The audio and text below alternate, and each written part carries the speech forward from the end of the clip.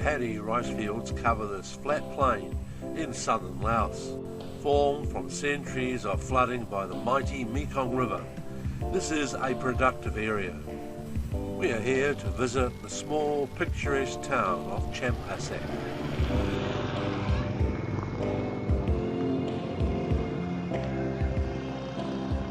This was once the royal capital of the Kingdom of Champasak, but now it's just a quiet, quaint township along the banks of the Mekong River.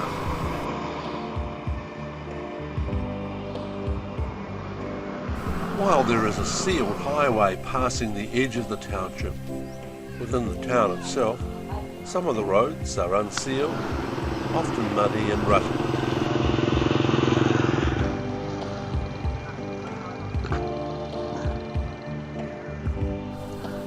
Here are some signs of the township's former glory. There are several colourful and active Buddhist temples around the township, which are always worth a visit.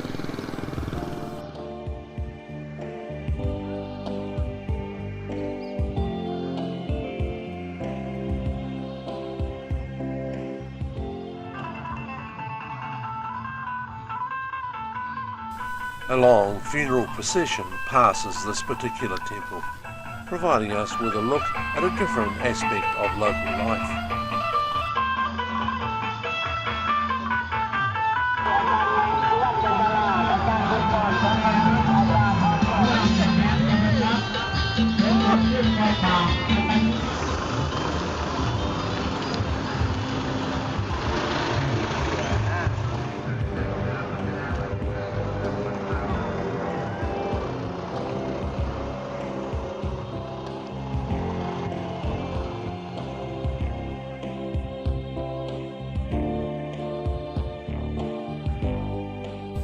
Most visitors arrive as day trippers, and the main reason that these tourists come to Champasak is to visit the famous ruins.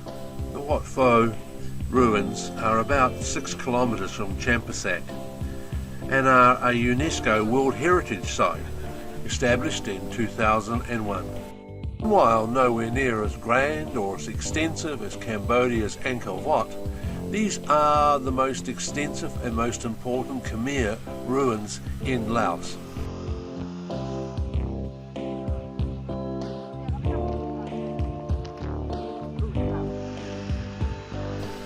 The Wat was built by the Khmer Empire in the Angkor style during the 10th to 12th centuries. The sandstone and laterite rock that was used in their construction is now well weathered and often collapsed. The restoration projects are underway and the buildings are slowly being returned to their original state. A prominent feature of the site is these promenades flanked by columns which look rather phallic, but in fact are meant to represent lotus buds. The temple site is constructed over 3 main terrace levels. They are connected by a long series of steps. Fortunately, branches of frangipani trees provide welcome shade.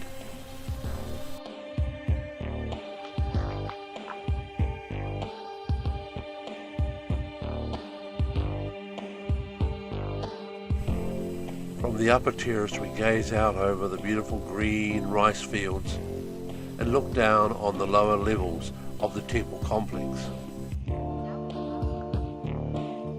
When originally constructed, these were Hindu temples, and much of that original artwork still remains.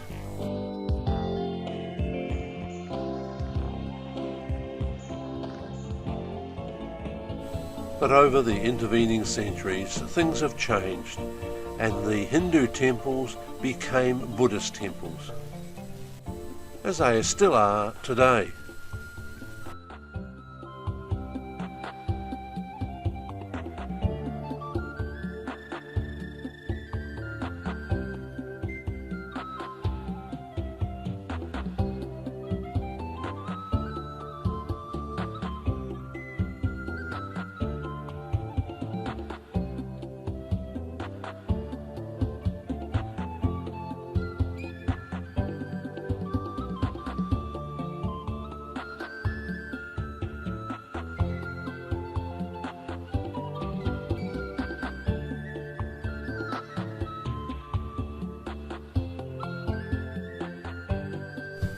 cliff face behind the temple complex provides a number of small caves or grottos where shrines have been established. And it is from here that water from the sacred spring is collected.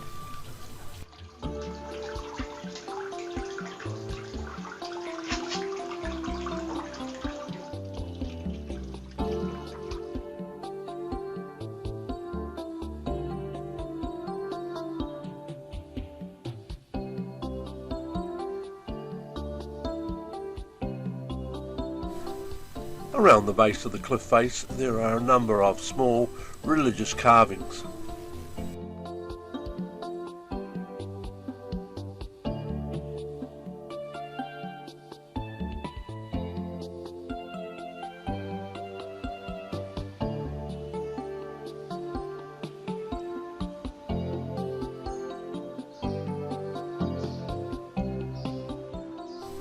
The tall trees around the temple provide welcome relief from the heat of the sun.